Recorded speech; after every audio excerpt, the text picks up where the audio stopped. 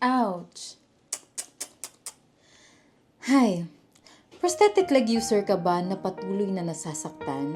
O di kaya naman ay bagong amputee na natatakot dahil baka hindi mo pa mahanap ang the one?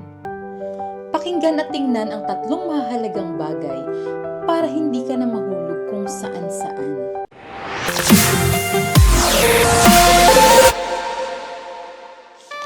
Happy Valentine's, ka-Artleg! Alam namin ang struggles mo. Yung feeling na parang hindi mo na kayang bumalik sa normal. Yung takot na baka masayang lang ang pera mo sa maling prosthesis. Yung frustration na laging may kulang. Hindi komportable. Hindi ikaw. Kung bagong amputate ka, huwag kang mawala ng pag-asa. At dapat, nagre-research ka. Especially sa kailangan mong artificial na paa. At huwag kang maniniwala sa sabi-sabi lang.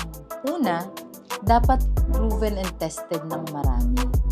Pangalawa, dapat matatagpuan mo ang location ng clinic nila. Pangatlo, legitimacy check. Sa Artleg PH, we make sure na hindi ka lang basta nabibigyan ng prosthetic leg. We make sure that it's the right one for you. Yung hindi lang pasok sa budget, pero pasok sa lifestyle mo. May peace of mind at mas malaya ka dahil kasama mo siya. Huwag mo hayaang takot ang pumigil sa'yo. Book a virtual assessment sa aming Facebook page, sa TikTok, sa YouTube. Pwede mo rin kaming tawagan at i-message sa WhatsApp.